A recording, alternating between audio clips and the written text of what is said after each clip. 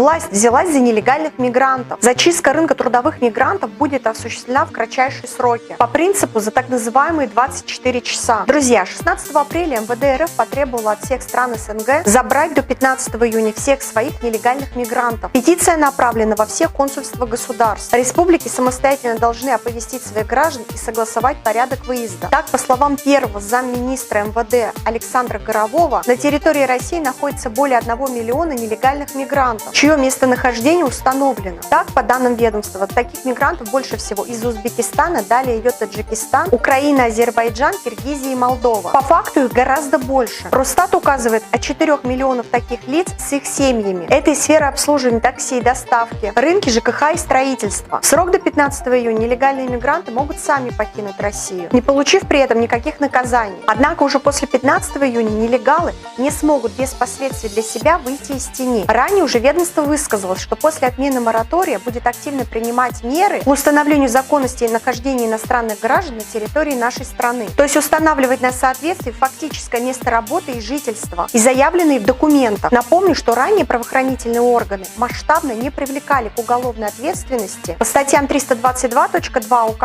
РФ за фиктивную регистрацию иностранного гражданина или лица без гражданства по месту жительства в жилом помещении в РФ и по статье 322.3 УК РФ за фиктивную постановку на учет иностранного гражданина или лица без гражданства по месту пребывания в жилом помещении в РФ, то влечет наказание в виде штрафа в размере от 100 тысяч до 500 тысяч рублей как для мигрантов, так и для собственников жилых помещений, а также уголовную ответственность сроком лишения до 3 лет. Уважаемые мигранты, поясняю вам дословно, что нелегальный мигрант – это не только тот, у кого отсутствуют какие-либо документы, позволяющие пребывать на территории страны, но и тот, который проживает не по месту прописки и работает не в той компании, которая заявлена при въезде в страну. Данными мерами государство одномоментно решит вопрос с нелегальными мигрантами и легализует теневой рынок трудовых мигрантов, за которых работодатель не платит никаких отчислений в бюджет, а также не несут ни трудовую, ни материальную ответственность, и сократят рынок фиктивных документов по пребыванию и трудоустройству. При реализации комплекса мер налоговыми органами по отслеживанию доходов и расходов граждан нашей страны данная мера позволит также исключить отток капитала за границу